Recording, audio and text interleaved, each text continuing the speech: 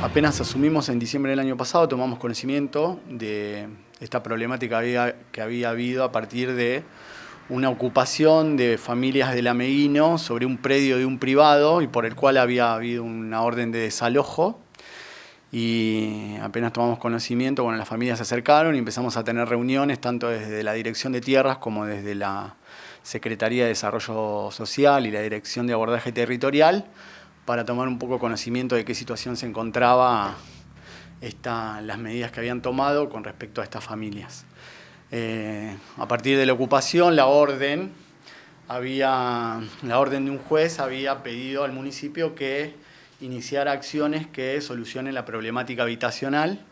Y bueno, ahí empezamos a trabajar. A partir de las reuniones, lo primero que hicimos justo fue la pandemia también las primeras reuniones se hicieron en enero, febrero, después vino la pandemia y estuvieron suspendidas.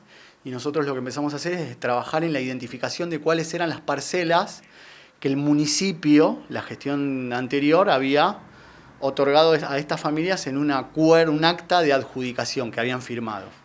Eran 23 familias y 23 parcelas.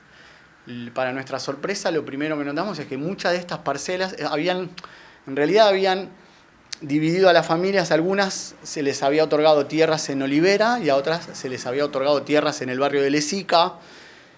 Cuando nosotros empezamos a inspeccionar el estado de las parcelas, muchas estaban ocupadas, otras se encontraban en zonas inundables de las cuales se estaban retirando familias, por ejemplo en el caso de Olivera.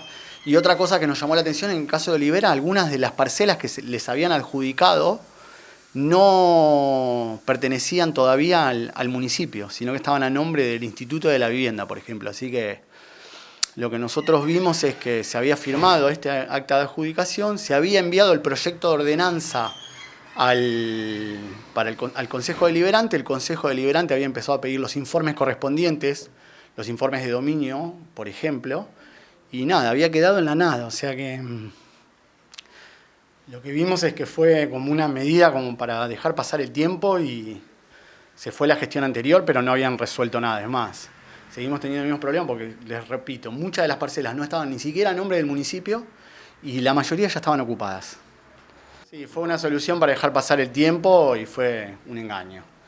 La cuestión es que nosotros tuvimos ya varias reuniones con estas familias, las hacemos en la sociedad de fomento del Ameguino, y nos presta la sociedad de fomento. Y bueno, lo que tuvimos que hacer es explicarles a estas familias que la solución que les habían dado no existía, había sido un engaño, así que teníamos que empezar desde cero, nuevamente. Y nosotros lo que estamos haciendo es buscar tierra para poder cumplir con esta orden que efectivamente había pedido la justicia. Lo que pasa es que nos encontramos también con la problemática de que cuando llegamos el 10 de diciembre ni siquiera había un registro de cuál era la tierra que le pertenece al municipio, así que tuvimos que empezar ese trabajo desde cero. Identificar cuáles son las tierras que le pertenecen al municipio, identificar cuáles son los destinos que tiene cada una de esas parcelas, porque no todas pueden ser utilizadas para planes de vivienda, muchas que están destinadas a espacios verdes, hay otras que están destinadas a equipamientos comunitarios, y eso es una tarea que lleva tiempo en un contexto complejo como es el de la pandemia.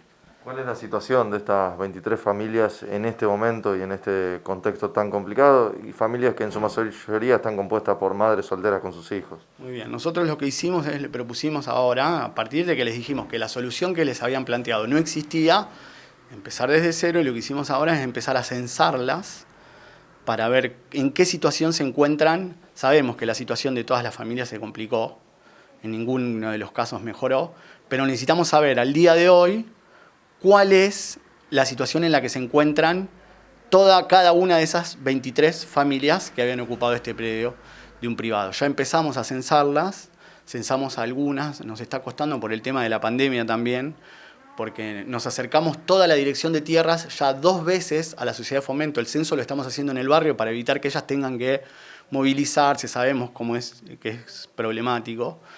Pero hasta ahora recién logramos censar a 12 de las 23 familias. La idea, repito, de la decisión política de este gobierno y del intendente es encontrar tierra para poder cumplir con la orden judicial y para poder cumplir con aquello que la gestión anterior no cumplió.